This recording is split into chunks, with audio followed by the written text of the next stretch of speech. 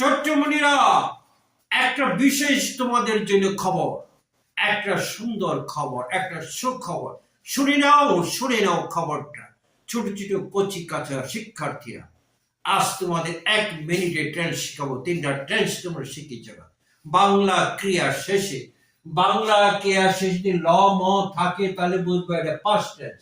কি ল ম থাকলে বুঝবা পাস্ট টেন্স, আর ব থাকলে বুঝবা ফিউচার টেন্স। ল নাই, ব নাই, তাহলে বুঝবা এটা প্রেজেন্ট টেন্স। তাহলে past tense, future tense, present tense শিখে ফেলা। আর গঠনটা হলো এস বি ও। এস তে সাবজেক্ট, বি তে ভার্ব, ও তে অবজেক্ট। এই অনুযায়ী গঠন করতে হবে। যেমন আমি ভাত খাই, এখানে ল ম আছে? নেই। ব নাই, ল নাই, ম নাই, তাহলে প্রেজেন্ট টেন্স। আমি ভাত খেয়েছিলাম, এটা কি পাস্ট টেন্স, কারণ ল ম আছে, ভাত খেয়েছিলাম। আমি ভাত খাবো, এখানে ব আছে, তাহলে বুঝবা এটা কি ফিউচার টেন্স। তাহলে ল ম থাকলে পাস্ট টেন্স, ব থাকলে ফিউচার টেন্স, ল নাই, ব নাই, তাহলে বুঝবা এটা কি প্রেজেন্ট টেন্স। এটা কি বুঝবা প্রেজেন্ট টেন্স।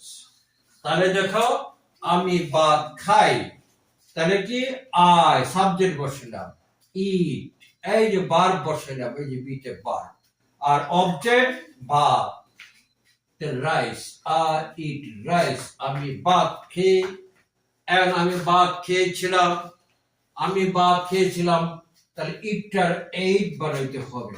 আর আমি ভাত খাবো, আই উইল ইট রাইস। খাবার কোনো ইংরেজি নাই, এই কারণে উইল বসবে।